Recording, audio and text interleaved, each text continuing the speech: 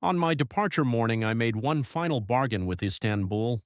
I would take the Metro Marmaray metro route to Sabiha Gökçen instead of surrendering to a taxi. The airport is not exactly around the corner from Sultanahmet. It sits far out on the Asian side, nearly 40 kilometers away, and a taxi would have cost something like £55. After days of paying for little conveniences here and there, the idea of reaching the airport for less than £4 had a certain moral appeal. It felt like ending the trip with one last practical victory. Istanbul, however, does not let you leave without testing your assumptions.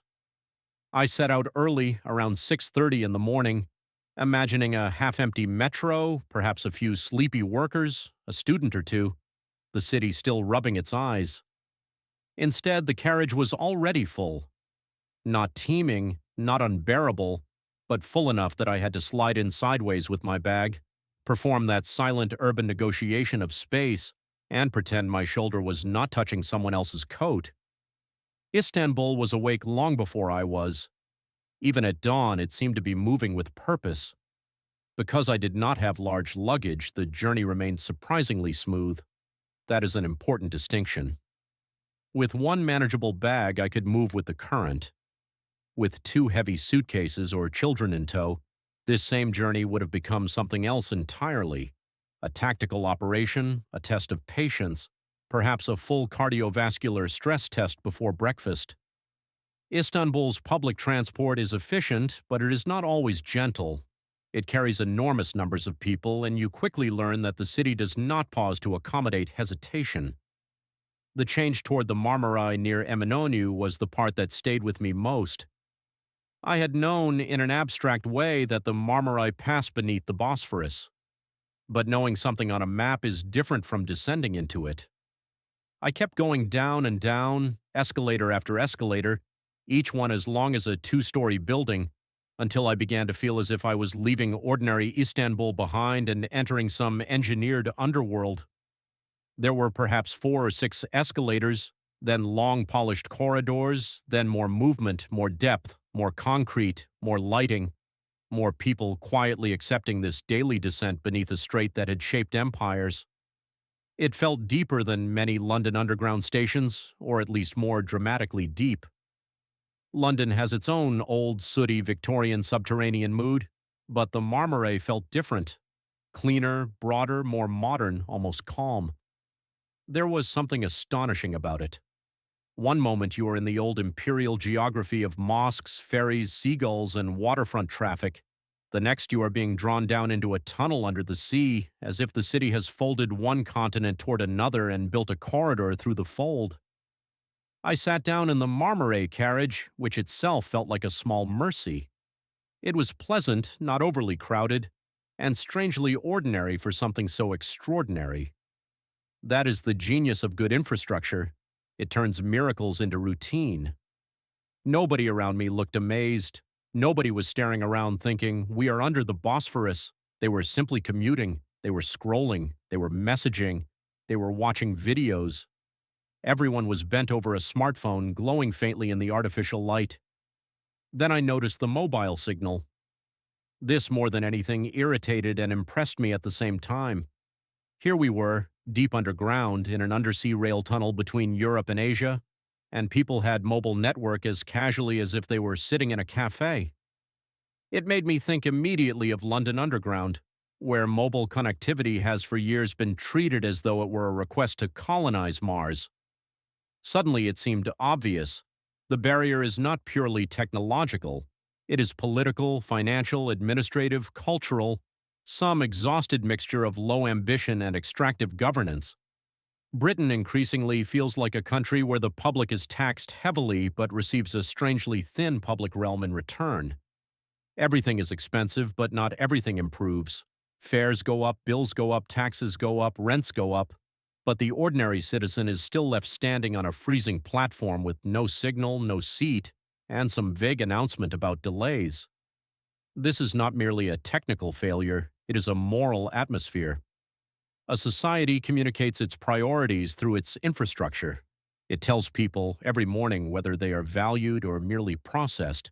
I am not naive about Turkey. I am not claiming Turkish people are necessarily happier, or that Istanbul is easy, or that its systems are flawless. The city can be exhausting. The buses, those distinctive yellow buses, arrive frequently but often already full, swallowing crowds at every stop. The metro can be dense with bodies even at hours when I would have expected gentleness. Public transport here works, but it works under pressure. The city is so large, so alive, so relentlessly populated, that even good infrastructure seems to be constantly catching its breath. Still, there is something to be said for visible public ambition.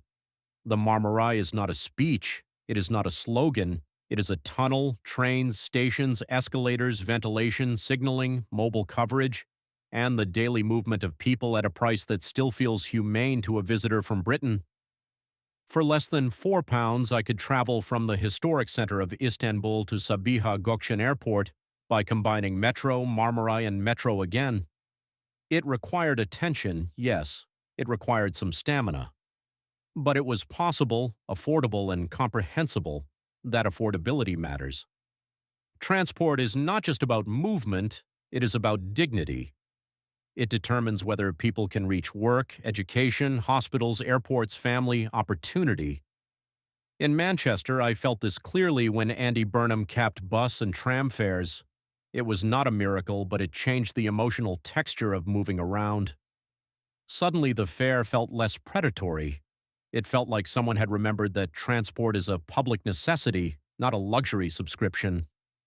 Before that, I remember private bus companies increasing fares year after year, always with the same polished language: investment, modernization, sustainability, service improvement. Yet if one listened to shareholder reports, the story sounded rather different. Profits were healthy, dividends were defended. Even when oil prices fell dramatically, fares somehow did not fall with them. When COVID arrived, the taxpayer stepped in to cushion the same systems that had spent years extracting from passengers. It is a familiar British arrangement: private profit in good times, public rescue in bad times, and ordinary people told to tighten their belts in all seasons. This is why my little airport journey became something more than an airport journey. It became a small meditation on the politics of daily life. A society's ideology is not only found in parliament or newspapers, it is found in whether a bus fare is capped, whether a train tunnel has mobile signal, whether the public realm feels like a shared good or a grudging afterthought, whether traveling to the airport requires a £55 taxi or a sequence of trains costing less than lunch. Of course, I would not recommend this route to everyone in every circumstance. With large suitcases, young children, mobility issues, or a tight flight time, the metro could become stressful very quickly. There are stairs, escalators, corridors, crowds, changes, and the constant need to remain alert. Istanbul does not always give you the soft edges of convenience. It gives you scale, energy, and movement, but you must be ready to move with it. For me, though, traveling light, it worked beautifully. The city carried me from its old heart toward the airport with surprising efficiency. The journey was not luxurious, but it had its own quiet satisfaction. I had spent days looking at palaces, mosques, cisterns, towers, ferries, and waterfronts, trying to understand the city through its monuments. Yet on my final morning, I understood something through its infrastructure. Istanbul is not only a city of history, it is a city that continues to build across difficulty, across water, across continents, across impossible density. And so my farewell to Istanbul was not a dramatic sunset over the Bosphorus, nor a final plate of baklava, nor a sentimental last glance at a minaret. It was a long escalator descending into the earth. It was a clean train beneath the sea. It was commuters scrolling on their phones under one of the most storied waterways in the world. It was the absurd pleasure of saving £50. It was the thought that public services, when taken seriously, can make ordinary life feel less punishing. Istanbul gave me one last lesson before I left. Sometimes civilization is not grand. Sometimes it is simply a working train, an affordable fare, a phone signal underground, and a city vast enough to overwhelm you but organized enough to carry you onward.